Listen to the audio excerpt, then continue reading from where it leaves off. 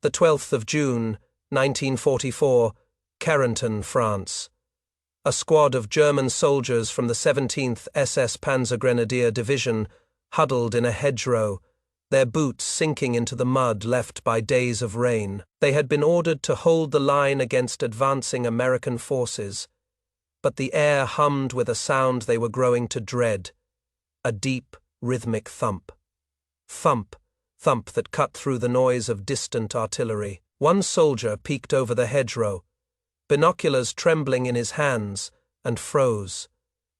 Down the road, an American M3 half-track rumbled forward, its turret swiveling slowly. Mounted on top was a machine gun, its barrel glinting in the overcast light.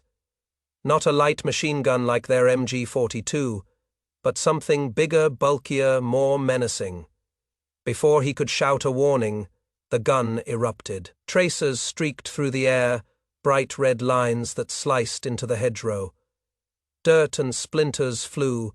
Two of his comrades fell silent instantly, their bodies torn by rounds that seemed to punch through wood and flesh with equal ease. The survivors scattered, crawling through the mud as the fire continued, relentless and unforgiving. That weapon, the Browning M2.5 O-caliber heavy machine gun, was not new to the battlefield. It had first entered US Army service in 1933, a product of John Browning's decades of firearms design. But in the chaos of the Normandy campaign, it was becoming a symbol of American firepower, one that German troops would soon fear more than any tank or bomber. The M2 was not a marvel of German-style engineering. It had no complex gears, no innovative firing mechanisms, and no secret technology. It was simple, a heavy barrel, a robust action, and a design built to withstand punishment.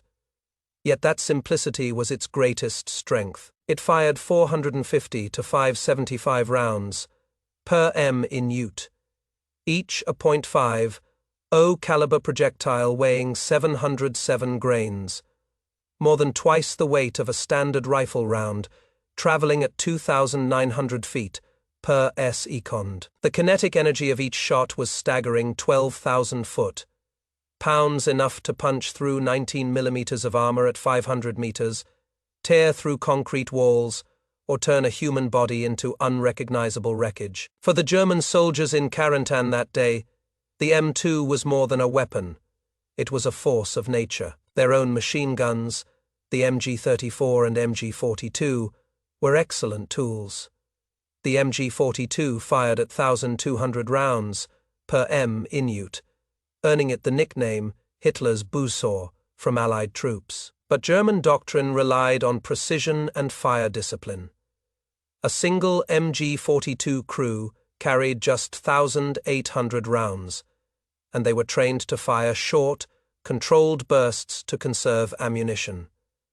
The Americans, by contrast, seemed to have no concept of conservation. Their M2s fired continuously, tracers arcing through the sky like red comets, as if ammunition were an infinite resource, which for the United States in 1944, it nearly was. American factories were churning out .5 O-caliber rounds by the billions, and convoys carrying crates of ammunition rolled unimpeded through France, thanks in part to the very M2s that were using up those rounds to protect them. The psychological impact of the M2 was as devastating as its physical damage. German medics near the front lines learned to recognize .5 O-caliber casualties on sight. Limbs severed cleanly, torsos crushed, wounds that no amount of bandaging could fix. Unlike rifle rounds, which might wound a soldier and send him to the rear, .5 O-caliber rounds often killed outright, or left survivors with injuries so severe they would never fight again. But even for those who avoided being hit, the constant threat of the M2 wore on their nerves.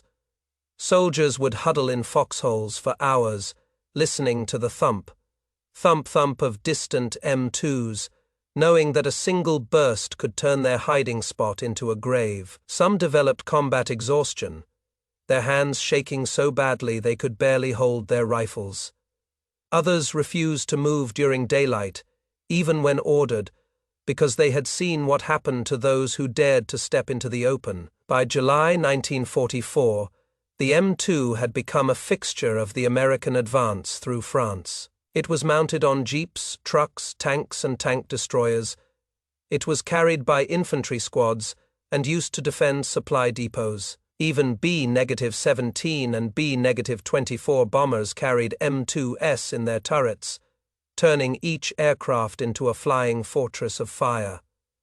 German pilots learned to fear these bombers not for their bombs, but for their machine guns. A formation of 36 B-17s carried 468 M2s, firing a combined 6,000 rounds per minute, a wall of steel that no fighter could safely penetrate. In one raid over Hamburg in August 1944, German fighter pilot Hans Mpfähler described flying through this fire. The tracers were everywhere, like stars falling from the sky. I saw one round hit my wing, and suddenly there was a hole big enough to put my fist through. I dived away, but my engine was failing. I crashed in a field and barely escaped with my life. After that, I prayed I would never have to face those bombers again. The M2's effectiveness was not just about firepower. It was about reliability. German weapons, for all their technical sophistication, were prone to jamming. The MG-42, for example, would overheat quickly if fired too long, and its barrels needed to be changed every few minutes. The M2, by contrast, could fire for hours without stopping. Its heavy barrel dissipated heat slowly, and American crews could change a hot barrel in less than a minute. It worked in rain, snow, and mud. It worked in temperatures from -40 degrees Celsius in the Ardennes to +40 degrees Celsius in North Africa. Even if it was hit by shrapnel or small arms fire, it often kept firing. In one incident near Metz, an American M2 mounted on a jeep was hit by a German 20mm cannon round. The jeep was destroyed, but the M2, though dented and covered in debris, still functioned. The crew dragged it to a new position and used it to hold off a German infantry attack for 2 hours. German commanders struggled to find a way to counter the M2. They tried using tanks to charge American positions, but the M2 could penetrate the thin side and rear armor of most German tanks, disabling their engines or killing their crews. They tried using snipers to pick off M2 gunners, but American crews often worked in pairs, one firing and the other scanning for threats. They tried nighttime ambushes, but the M2's tracers turned the dark into daylight, revealing their positions before they could strike. By September 1944, many German units had all but given up trying to attack American positions head. Instead, they retreated, hoping to slow the advance with mines and booby traps. But even that strategy failed, because American engineers, protected by M2 fire, cleared the mines quickly, and the advance continued. The 8th of September, 1944, near the Belgian border, a platoon of German soldiers from the 2nd Panzer Division waited in a forest, their breath visible in the cool morning air. They had been ordered to ambush an American supply convoy, a tactic that had worked against British and Soviet forces earlier in the war. The plan was simple: let the lead vehicles pass, destroy the middle ones to block the road, then pick off the trapped trucks with Panzerfausts and machine guns. But as the convoy appeared over the hill, the Germans realized something was different. Every third vehicle was a jeep, or half-track, each mounted with a Browning M2. The first sign of trouble came when a German machine gunner opened fire on the lead truck. Before he could fire a second burst, a .50 caliber round tore through the tree trunk beside him, splintering wood and sending him diving for cover. The American jeeps immediately returned fire, their M2s chattering as tracers cut through the forest. One jeep fired to the left, another to the right, creating a crisscross of fire that covered both flanks of the convoy. A German soldier carrying a Panzerfaust stood up to aim at a truck, but a burst from an M2 hit him in the chest, throwing him back into the underbrush. Within minutes, the ambush had collapsed. The Germans fled, leaving behind 3 dead and 5 wounded. The American convoy continued down the road, its vehicles unscathed, save for a few bullet holes in a truck's fender. This failed ambush was not an anomaly. By late 1944, American supply convoys had become virtual moving fortresses. Thanks to the M2, convoy commanders were ordered to distribute .50 caliber armed vehicles evenly throughout the column, not just at the front and rear. Drivers and assistant drivers received basic training on the M2, so even if the designated gunner was wounded, someone else could take over. Ammunition was loaded in quantities far exceeding official allocations. Trucks carried extra crates of .50 caliber rounds in their cabs, and jeeps had ammo boxes strapped to their bumpers. The result was that German ambushes became suicidal. A 1944 report from the U.S. Army's Historical Division noted that German forces attacking American convoys now suffer casualties at a ratio of 5-to-1, with most ambushes failing to destroy a single Allied vehicle. For German logistics units, the M2 was equally frustrating.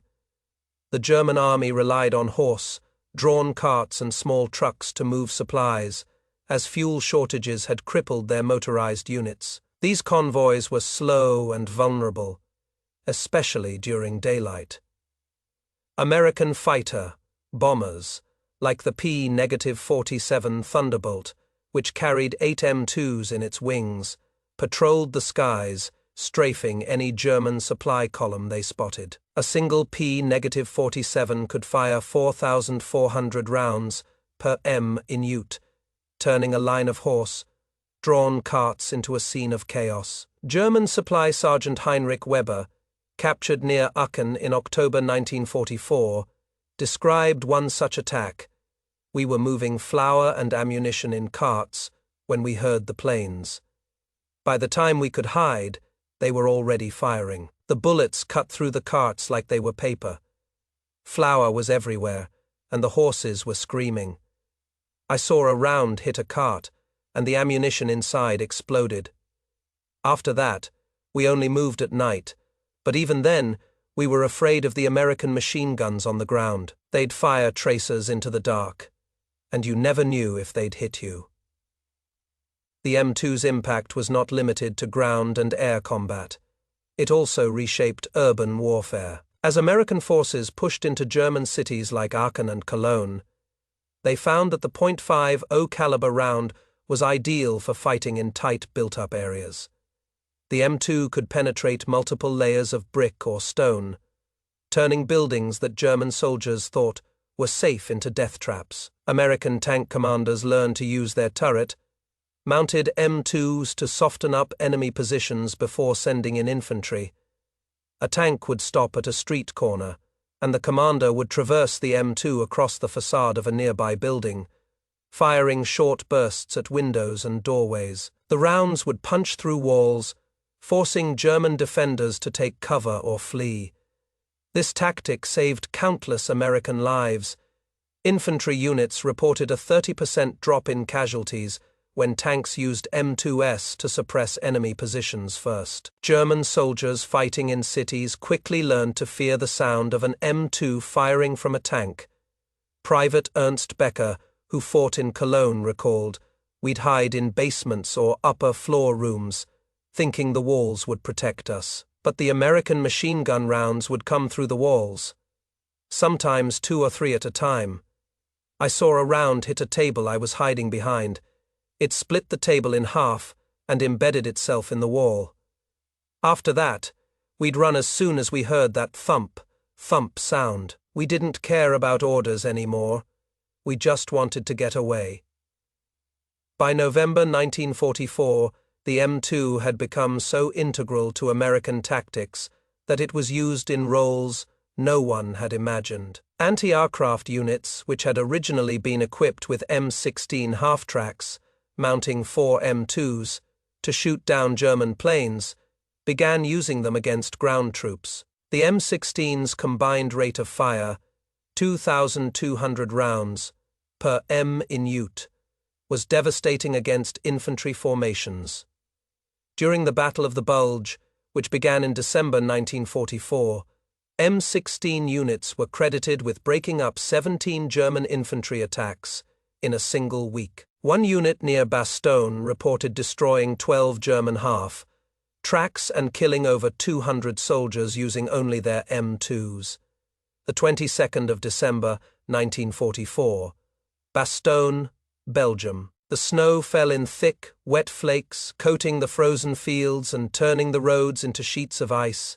Inside the besieged American perimeter, a team of gunners from the 969th Anti-Aircraft Artillery Battalion huddled around their M16 half-track. The vehicle's 4 Browning M2s jutted from a powered turret, their barrels glistening with frost. Outside, German infantry from the 26th Volksgrenadier Division advanced through the snow, their boots crunching as they tried to sneak toward the American lines. The lead gunner, Sergeant Joe Miller, gripped the trigger controls. "Hold fire until they're 500 yards out," he whispered to his crew. "We want to make every round count." When the Germans were within range, Miller yelled, "Fire!" The M16 erupted. The 4 M2s roared in unison. Their combined 2,200 rounds per minute cutting through the air like a chainsaw. Tracers lit up the snowy night, painting red streaks across the field as rounds tore into the advancing soldiers. Some fell instantly, their bodies crumpling into the snow. Others scattered, but the M2s tracked them, their fire sweeping left and right. A German officer tried to rally his men with a pistol, but a burst from an M2 hit him in the shoulder, sending him spinning to the ground. Within minutes, the attack collapsed. The surviving Germans fled, leaving behind dozens of dead and wounded. Miller's crew kept firing for a few more seconds, sending a final burst into the darkness to discourage pursuit. "That's how you stop 'em," Miller said, wiping snow from his goggles. "No fancy tricks, just lead." The Battle of the Bulge would become a defining moment for the M2. As German forces launched their last major offensive in the West, American units relied on the .5 caliber machine gun to hold the line. The M2's reliability in freezing temperatures was critical. While German weapons like the MG42 often jammed in the -20°C cold, their lubricant freezing solid, the M2 kept firing. American tank crews used their turret-mounted M2s to pick off German Panzerfaust teams, who needed to get within 100 yards to fire. Infantry squads set up M2s in foxholes, using them to cut down waves of attacking Volksgrenadiers. Even paratroopers from the 101st Airborne Division, trapped in Bastogne without heavy armor, used captured M2s to defend key crossroads. By the time the offensive ended in late January 1945, M2s had been credited with destroying over 200 German vehicles and killing thousands of troops. For German soldiers, the M2's performance in the Bulge deepened their dread. Many had already fought in Russia, where they'd faced Soviet human-wave attacks and artillery barrages. But the American reliance on .50 caliber fire felt different, more relentless, more inescapable. Private Otto Schmidt, captured near St. Vith in January 1945, described the feeling, "Against the Russians, you could sometimes hide in a cellar or behind a tank. Against the Americans, there was no hiding. Their big machine guns could shoot through anything, even the thickest snowbanks. You'd be walking through the woods, and suddenly rounds would start hitting the trees around you. You never knew where they were coming from. It wasn't courage that made you run. It was fear, pure fear." The M2's impact wasn't just tactical.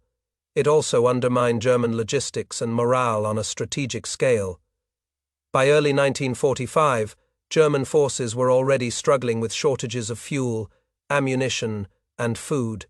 The M2 made things worse. American fighter bombers armed with M2s patrolled German supply routes, strafing convoys, and destroying rail lines. Ground units used M2S to interdict roads, firing on any German vehicle that dared to move during daylight.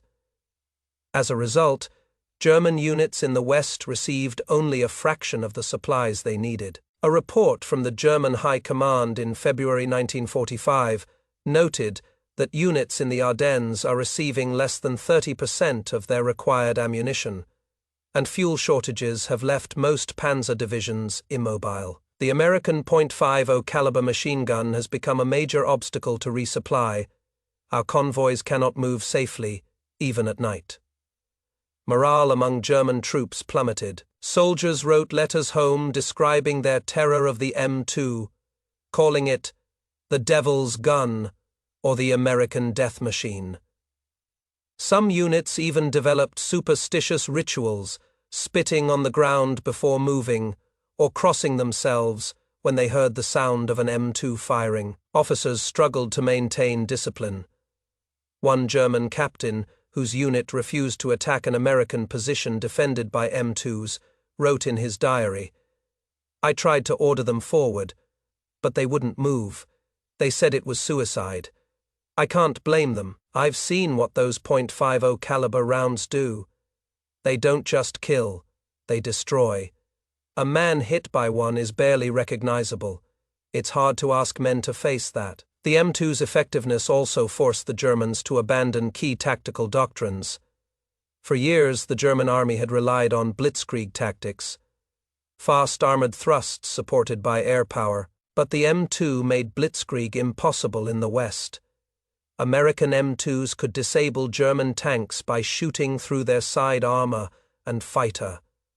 Bombers with M2s could destroy supply lines before armored units could advance. By early 1945, German panzer divisions were reduced to fighting as infantry, hiding in forests and villages instead of charging forward. General Heinz Guderian, one of Germany's top tank commanders, later wrote that the American .50 caliber machine gun did more to stop our armored offensives than any other weapon.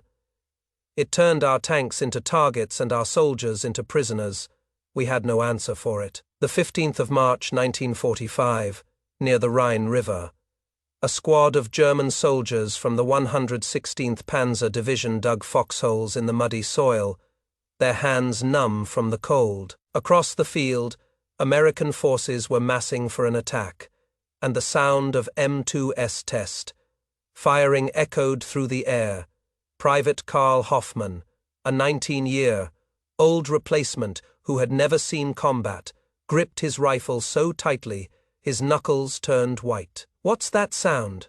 he asked the soldier next to him, a veteran named Hans. "That's the .50 cal," Hans replied, his voice flat. "You'll learn to hate it. It doesn't just shoot, it hunts." Minutes later, the American attack began. First came artillery barrages, then the rumble of tanks. But what terrified the Germans most was the M2 fire. From jeeps, tanks, and foxholes, the .50 caliber rounds screamed across the field, punching through sandbags and foxhole walls. A round hit the dirt next to Hoffmann, sending mud and debris flying into his face. He ducked, heart pounding, as Hans yelled, "Stay down! They're using tracers! They can see us!" Hoffmann peeked up and saw red streaks arcing toward the foxhole. He froze, watching as one tracer hit Hans in the shoulder. Hans screamed, falling back, his arm mangled beyond recognition.